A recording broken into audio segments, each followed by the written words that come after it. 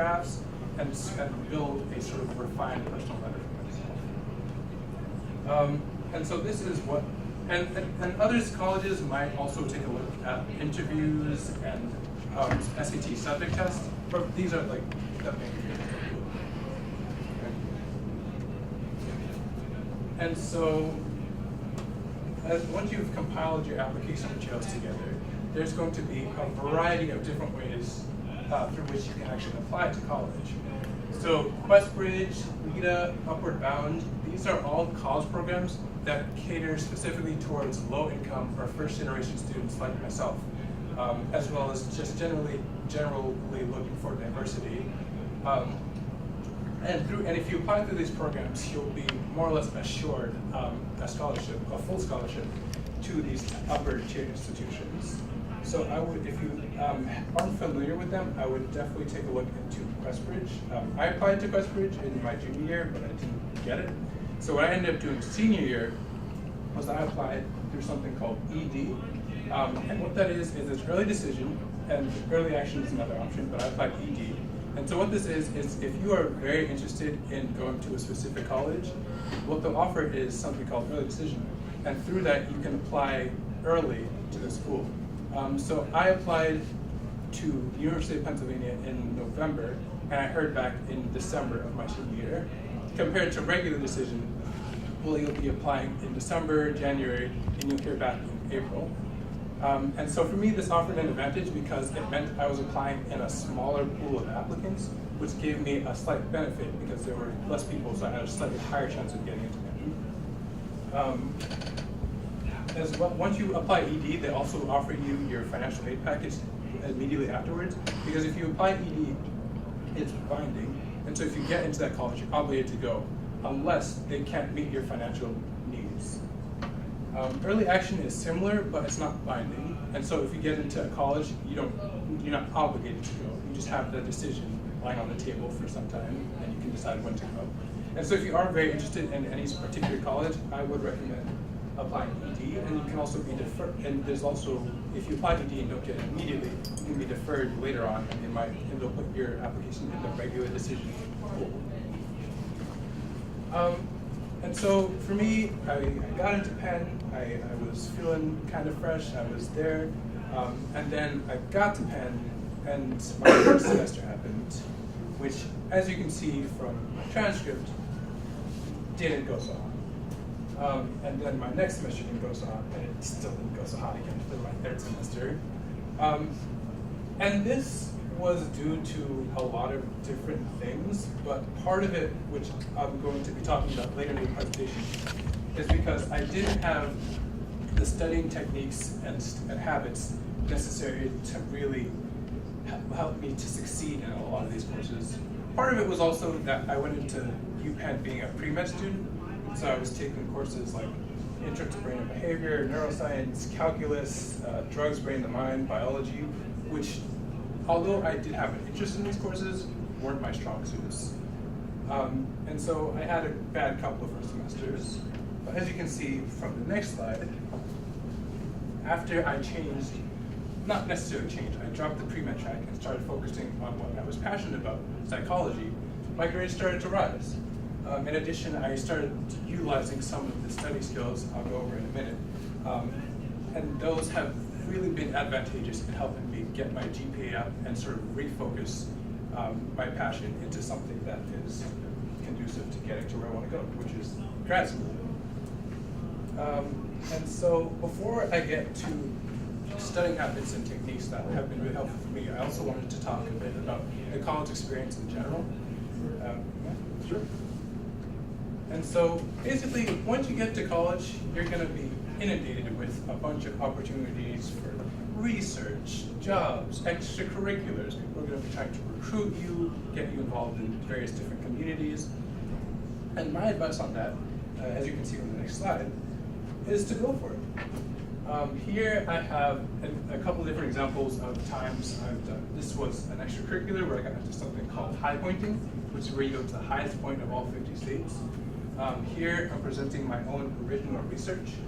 Here I got really into the theater community But the set building portion of things, and so I built this countertop, and I built that countertop, I built that fridge. Amazing. Something I never thought I'd be doing going into college. And here in this unflattering photo of me, I was working in a cafe, which is part of the couple of different jobs I've had while in Penn. And so this is all just to say, don't necessarily go into it feet first. Take some time to figure out what communities you want to be involved with, but definitely do take the time to be involved with something. Because from my own experience, Penn has had lots of great opportunities and resources and whatnot, but if I didn't have these experiences with my friends and these experiences for professional advancement, I don't think I would speak as fondly of the Penn experience as I do now. And so that's just a little bit about college itself. Getting sort of into the studying techniques now. So one thing I cannot emphasize enough is the power of the syllabus. So here I have an example of one of my old syllabi. One of my old syllabi from the history course. And here you just sort of see that everything is laid out. You see when the projects are assigned, you have the due dates, you have the dates of what specific readings are due. And in my first couple of semesters at Penn, I didn't really know how to really effectively use the syllabus. But since then, I've learned that if you gather all of your syllabi, take a look at what assignments are due when, and chart that on your calendar, you're able to make a plan for the semester. So you see you have 2 essays due on a specific day. So you think to yourself, okay, it'll take me 2 days to write this, so I'll write this over the weekend, and then I'll take these 2 days to write this one. Or if you have 3 midterms coming up, you're able to basically parse out when you need to study for what, and that has helped me so much in the past couple of semesters to just really organize my time. So that's a really effective studying technique I've used. In addition, I utilize something called chunking. For those of you who have taken AP Psych, you may be familiar with this. I actually learned this in high school. And so what this is, as you can see from this diagram, rather than looking at the material in bulk, basically partitioning it into separate sections or little chunks, and using that method to study more effectively and be able to better memorize this. And it's been especially useful in very content-heavy courses, like natural sciences, courses that have just a lot of material that you have to condense into a short exam, for example. And sort of similar along the lines of this, I would speak highly of taking breaks when you're studying, because personally for me, I can't really go more than like 2 or 3 hours studying tops or doing a reading before I start to conk out. So I find that taking even 15-minute breaks to go for a walk, to play games, to take a 30-minute nap or something like that has been really effective in helping me get back to where I need to get back on track for studying. So chunking is a good method. The next one is something that I, again, cannot emphasize this enough. Asking for help. This, I think, was part of my biggest failure in my first couple of semesters, because I would get into a cycle where I would get a bad grade on an exam, I'd feel bad about that, I'd feel less motivated to go to class, I'd start skipping classes, sleeping in class. Because of that, I felt worse about confronting my professors, and that led to more bad grades, and it was just a negative cycle of that couldn't be broken. But I'm here to say that cycle can be broken, and I was able to break that in later semesters by figuring out to ask my professors for help. Especially, I didn't really know how to use something called office hours. In college, you have office hours, which are essentially when your professor opens the door to the office for roughly an hour, intuitive, I know, and students are able to come in and talk about past exams, past quizzes, readings, basically anything in the entire course. And at this time, ask for help if they don't understand the material or don't understand something about the class, wants to know how they can do better. And I've since those first couple of semesters, I've really learned how to take advantage of this as a resource. And so I think that if you are able to ask for help from your professors or your peers around you or even those in the department, it just saves you so much strife all the time. Also, this never happens. I've never seen this happen. Never heard this happen. Of like the professor being like, I'm too busy. Oh, yeah, love it. Professors love that moment when you come to ask for help. Oh, yeah. They brighten up as you sit there figuring out. Yeah. Yeah. So another piece of studying advice I would say is figure out your natural studying habitat. For me, the first couple of semesters, my approach to studying was that I would pretty much sit in the lobby and wait until my friends came around and study with them. But I found out that once I start being around more than 2 or 3 of my friends, I can't focus on what I need to focus on. And so since then, I've sort of figured out that if I'm going to sit down to study, I need to be alone.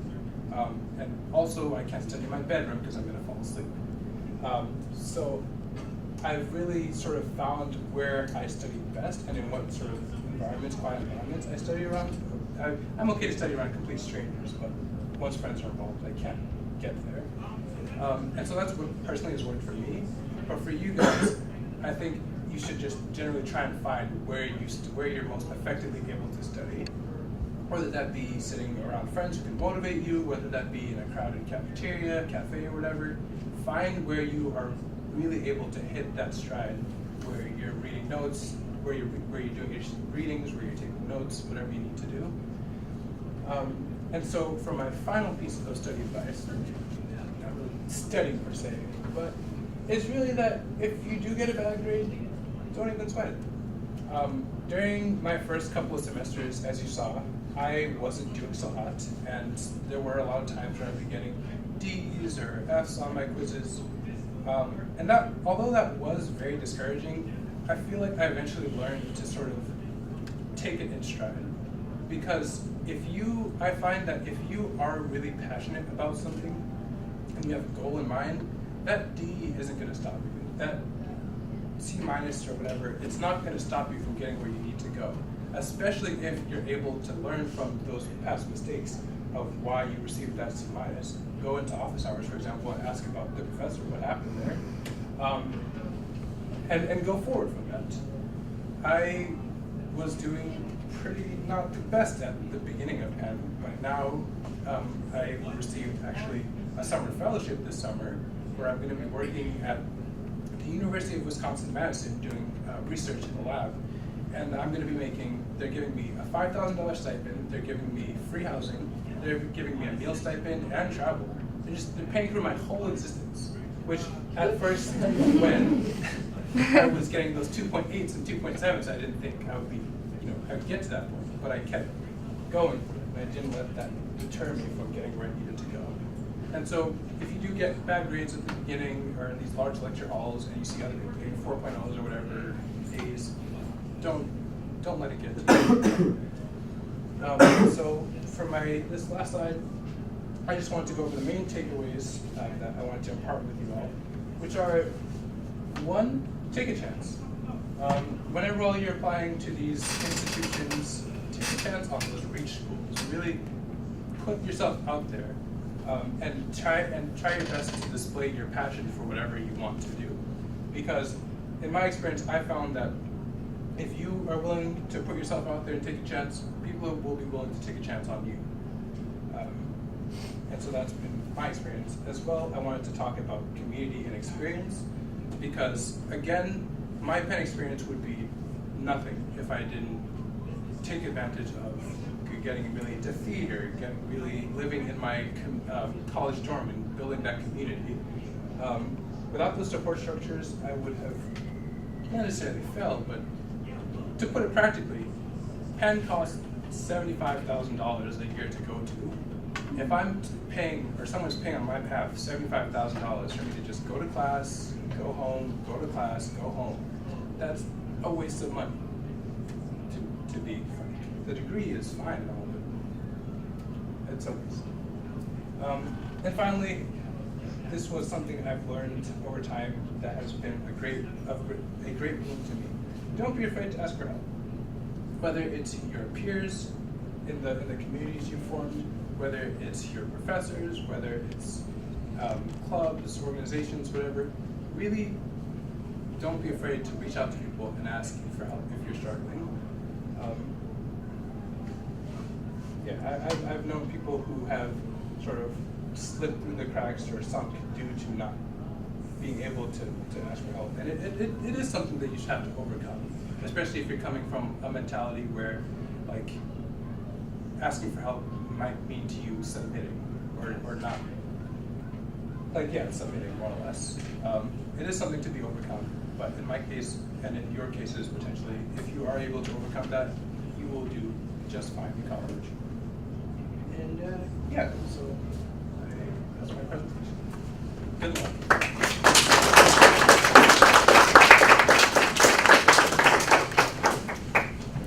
Now I'd like to take some time to do questions. If anyone has any questions about psychology, Ivy League, being low income, college in general, getting there, anything at all.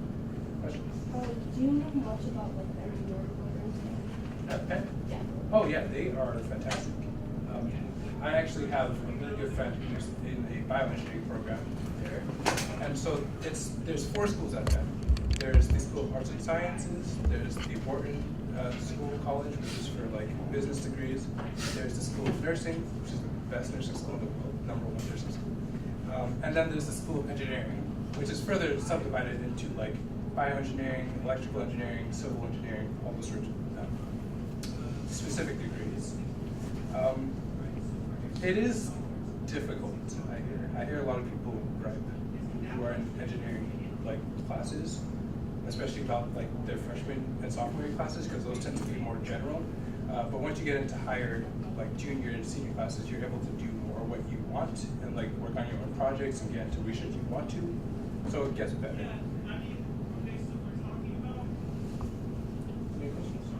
What made you want to study psychology?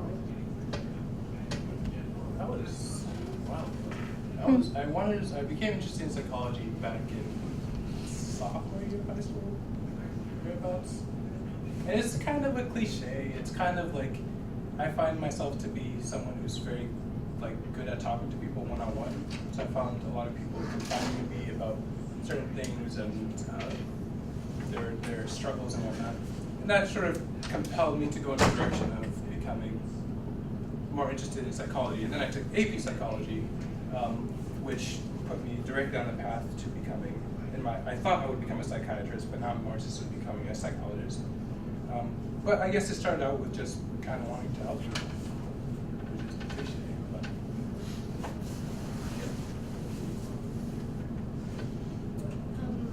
What are like the benefits of going to like an Ivy League?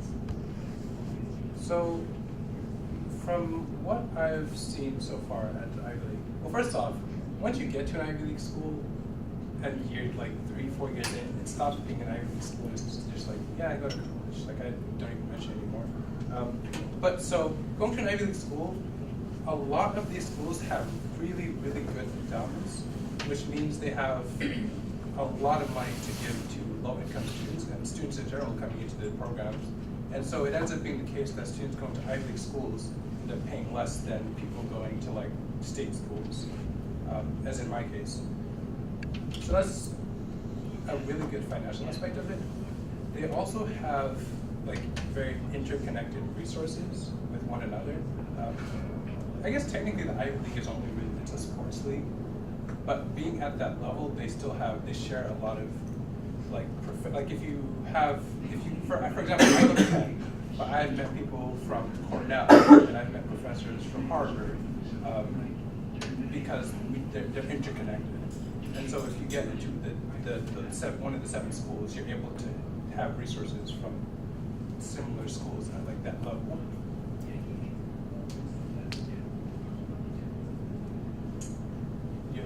Well, how did the research grant that you had this summer come about?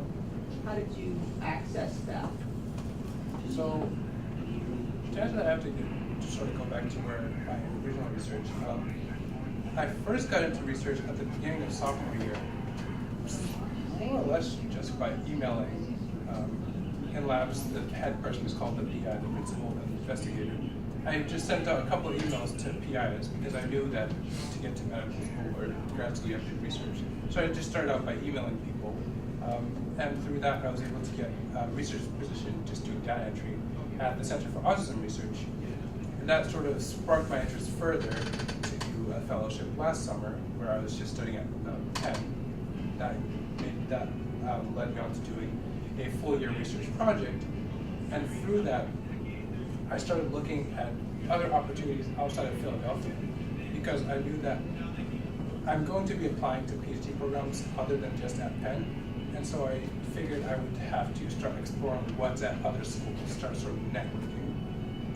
And so part of it is just like having the self-discipline to look out for what's out there, and part of it is also once you become a psychology major, you get put on a listserv where they offer you like, there's this internship here, there's this volunteering experience there, there's whatever all else.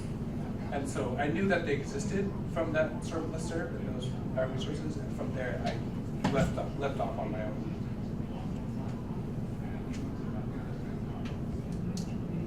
Can you talk about what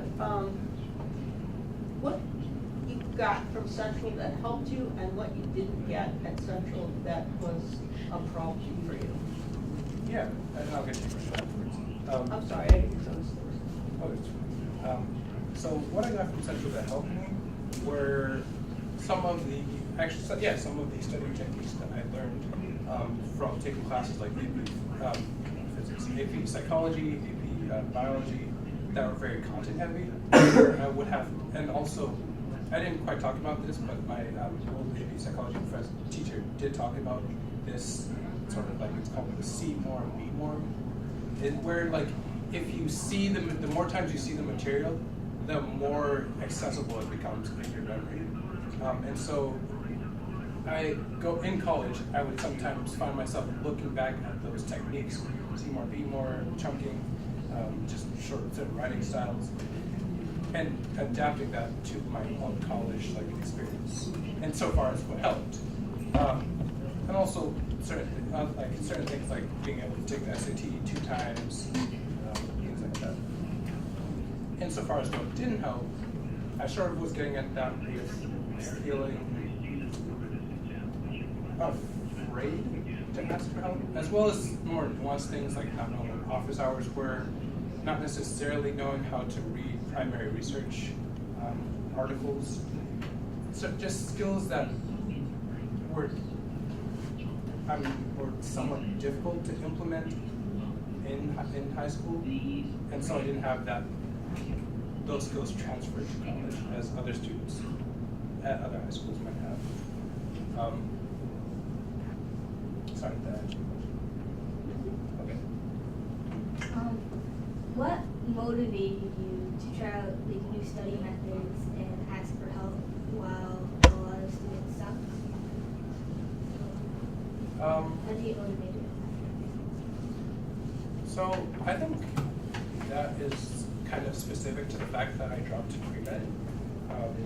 After I had that sort of load off my back, and I sort of also realized that I need to start taking classes that I have an actual interest in, because when you're taking classes that you sort of aren't interested in, it's harder for you to just in general access the material, harder for you to stay focused and think past okay, this is going to help me in this way.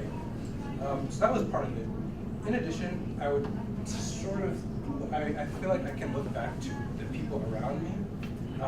For example, one of my best friends is a psychology major, and seeing how she was able to get the grades in those courses, and sort of her own studying techniques that she used to get there. And from there, it was a mixture of realizing it was taking the time to sit down and realize, okay, I can't work with more than 3 people. Taking the time to sit down and realize, okay, I can't doing a marathon run of readings from 5 to 10 p.m. is not really working out for me because I don't memorize the material. I guess in short, it requires a lot of looking around you to see what other people are doing, as well as reflecting what's worked for you in the past and what hasn't. That sort of stuff.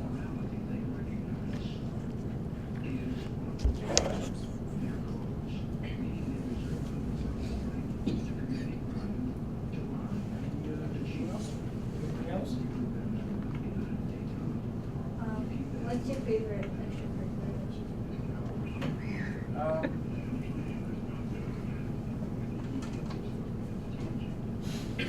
do? I would probably say theater.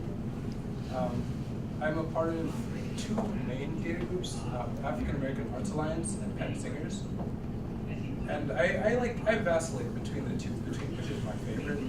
But in general, being the person who builds the sets, I'm the master carpenter for a lot of these musicals. And so I'm working with my hands, which is really fun. I'm directing other people how to build these sorts of things. But I also feel like I'm sort of an integral part of the group, which is a very nice feeling. Being felt, feeling as though like your presence is known and necessary. If you are able to sort of get into that position, I would speak highly to that experience. So yeah, like I built a countertop. I still can't get over that. Right? So cool. What do you think the biggest difference is between like going from high school to college? Like what's like the biggest difference? Oh, without a doubt, time management. So in college, you are choosing your own courses. You're choosing when you want to eat lunch, choosing whether you want to go to class or not. Like choose that in high school, but also it's different. And so you sort of, and it's also like the professors don't hold your hands. They don't like check in on you. Like if they see you miss an assignment, they're not like, hey, Quentin, what's up with you? Why'd you miss this assignment? They're just like 0.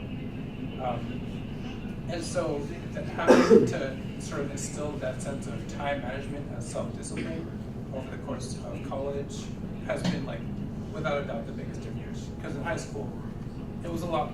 There's a high degree of structure. You go from this course to the next course. You sort of know what's coming up next, as opposed to in college, if you don't keep track of that yourself, no one's going to keep track of it for you.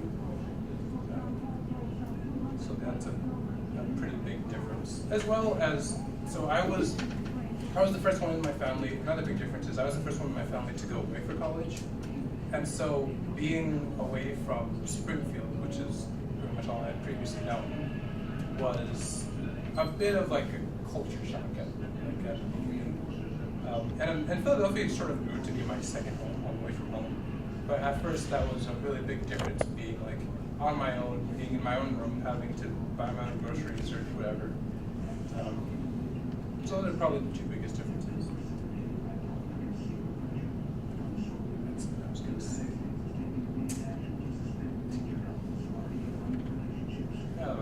Going to an Ivy League school, do you notice the socioeconomic difference between like Central and being at UPenn with a lot of privileged people? Yes. And what does that do to your psyche and your sense of self? So, I feel like I've found where in college they have a term, fig leaf, which is the first January cut. I found where the fig leaf students are. And so when I do find myself in situations where I'm dealing with people who are overwhelmingly white and affluent, I find that I can return to those spaces where there isn't that level of like affluence, where I can talk to people who have had food stamps before, need like EBT or whatever, and I can relate to them. And it's also, because Penn is a bigger campus, I find it's easier to avoid those situations where I'm like solely in the presence of like upper class individuals. And I don't even necessarily think it's a bad thing that I was given exposure to those sorts of people, because that's a part of what college is too. For example, my freshman year, I had 3 roommates. One was a white kid from Montana, one was like he was from North Carolina, and one kid was from Columbia. which is just to say I was exposed to a diverse number of like people from all over the world.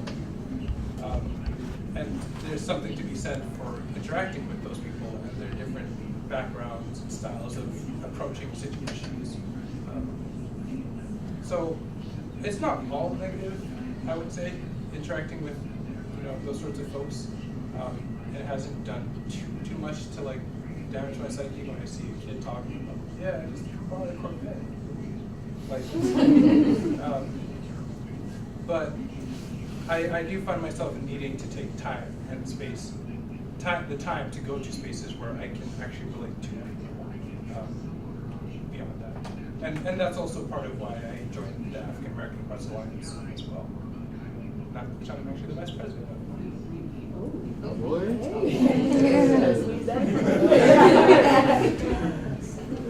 Yeah.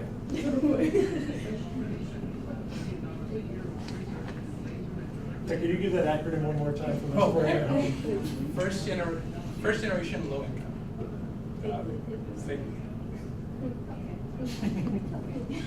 I mean, the alternative would have been like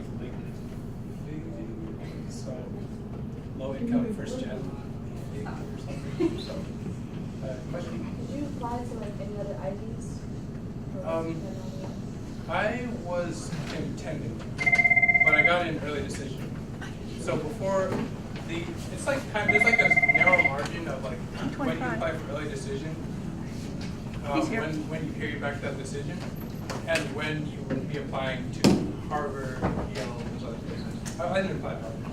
I would have gotten in if I had, but I didn't. Thank you. I applied. I was going to apply to really rank the schools. I was going to apply to UMass. I was going to apply to Yale, Tufts, range of schools. But before that happened, I got a good time, so I did. I rescinded all of those options. What was your high school GPA? I don't 3 point. Awesome. 8. But that was when I graduated. When I applied to them, it was like 4 point.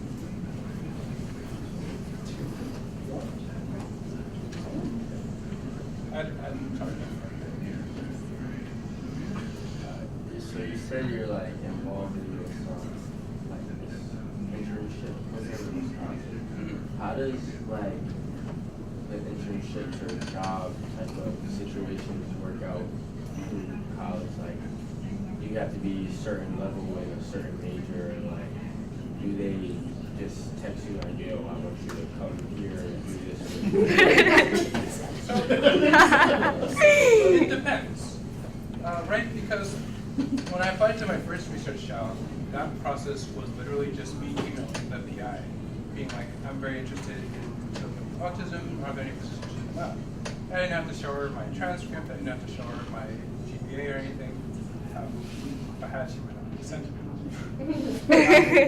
I just emailed her and displayed my interest. But this program, there are, applying to it, they said it's like the minimum you can take to, the minimum they take when you apply is 3.0. And so there's varying degrees of internships and experiences that require you to just basically have more or less the interest there and the passion for it, versus these programs that have maybe more of like a requirement to be this at least, and you need to be this level in your class. There's also, specifically at Penn, something called on-campus recruiting, which is when companies like Goldman Sachs, like whatever, will come to the campus and go and have students interview to get those summer internships. And those interviews, there's like 3 of them. It's a very rigorous process. So it depends on the internship and what experience you're looking for. I think you had a question back. Oh, what was your SAT score? 19. So it's funny, right? Because when I took it, it was out of 2,400. I did 1,600. So I had like a 1960. I don't know what that translates to your guys' SAT. I'd like around Divide by 3. so 1960 divided by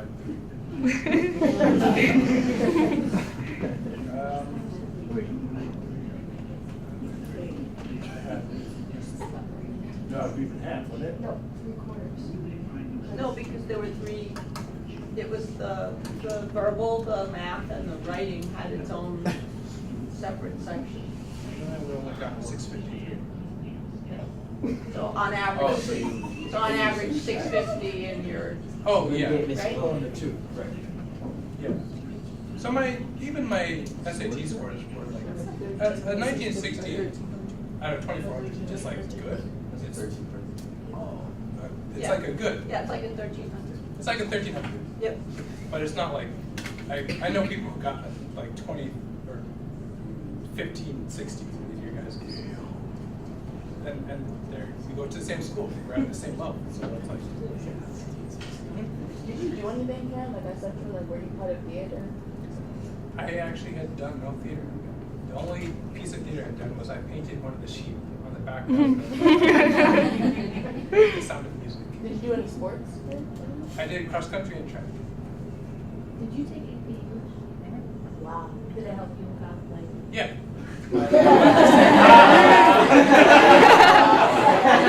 Not to say that I took AP classes my junior and senior year, so I took 5 AP classes in total, I believe.